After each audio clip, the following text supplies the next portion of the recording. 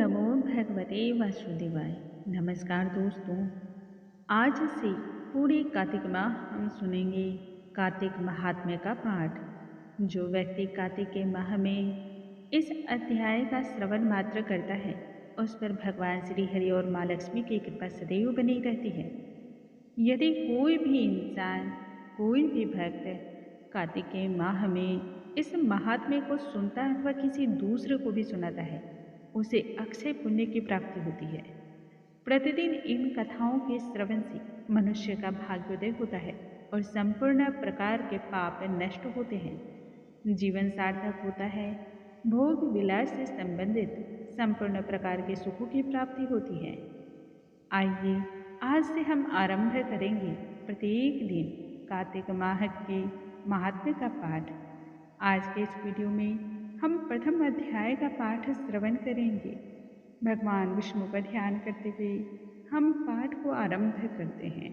बोलो भगवान विष्णु की जय, स्वामी नारायण की जय। एक बार की बात है, नैमिषारण्य तीर्थ में श्री सूत जी ने 88,000 शौनक आदि ऋषियों से कहा, मैं अब आप कार्तिक मास की कथा विस्तार पूर्वक बतलाता हूँ, जिसके श्रवण मात्र से ही मनुष्य का कल्याण होता है एवं पापों का नाश हो जाता है। अंत समय में वह सभी सुखों को भोग करके मोक्ष को प्राप्त करते हैं और बैकुंठ धाम में उन्हें स्थान की प्राप्ति होती है। सूत जी तब कहते हैं, श्री कृष्ण जी से अनुमति लेकर के जब देवर्षि नारद चले गए, उसके पश्चात सत्यभामा प्रसन्न होकर के भगवान श्री कृष्ण से कहने लगी, हे प्रभु, मेरा जीवन धन्य हो गया, मैं धन्य धन्य हो गई। जो मुझे आप प्राप्त हुए, मेरा जीवन सार्थक और सफल हो गया। मुझ जैसी त्रैलोक्य सुंदरी के जन्मदाता भी धन्य हैं, जो आपकी 16,000 स्त्रियों के बीच परम प्रिय रानी के रूप में मुझे स्थान प्राप्त हुआ। मैंने आपके साथ नारद जी को यह कल्प वृक्ष आदि पुरुष विधि पूर्वक दान में दिया था। यही कल्प वृक्ष मेरे घर में लहराया करता है। यह बात मृत्युलोक में भी जब किसी अन्य स्त्री को ज्ञात तक नहीं थी, तब मेरे घर में आंगन में यह कल्प वृक्ष भली भांति फल फूल रहा था।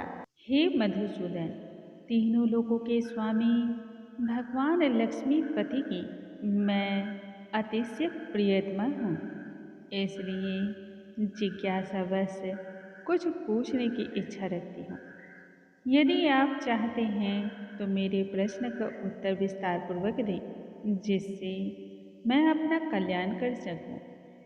यह विधि बतलाइए जिसको करने से मुझ में और आपके बीच कभी भी वियोग ना आए।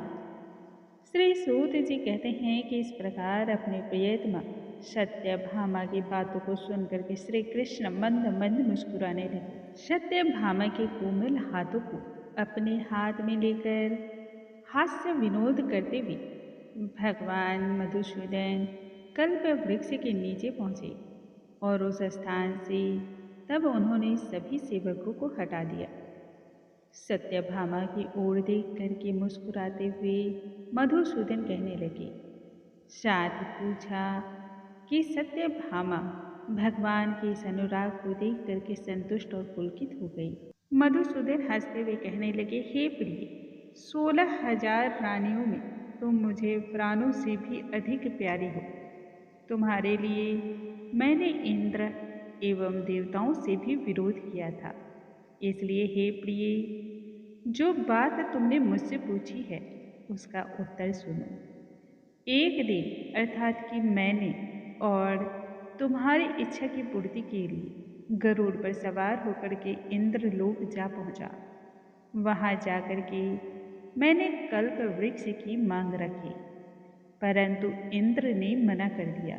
इंद्र के मना किए जाने के बाद गरुड़ और इंद्र के बीच घमासान युद्ध छिड़ गया। इतना ही नहीं, गौलोक में भी गरुड़ जी और गौओं में युद्ध हो गया। गरुड़ की चोंच की चोट से उनके कान एवं पूंछ कट कर गिरने लगे, जिससे 3 वस्तुओं का जन्म हुआ। कान से तंबाकू, पूंछ से गोभी और रक्त से मेहंदी का निर्माण हुआ। इन तीनों का प्रयोग करने वाले को मोक्ष नहीं मिलता। तब गौओं ने भी क्रोधित होकर के गरुड़ पर वार किया, जिससे गरुड़ के 3 पंख टूटकर गिर पड़े।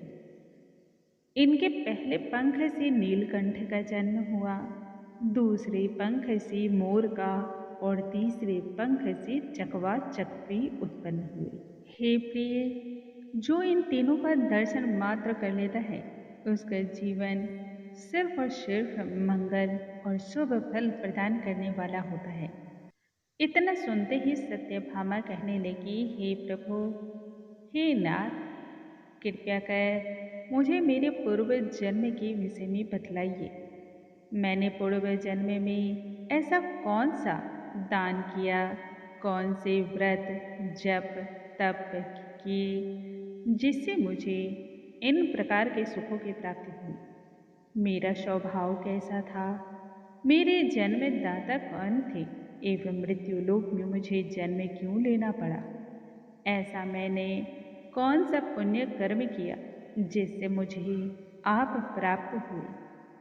श्री कृष्ण तब कहने लगे, हे प्रिय, अब मैं तुम्हारे द्वारा किए गए पूर्व जन्म के कार्यों को बतलाता हूँ, उसे सुनो।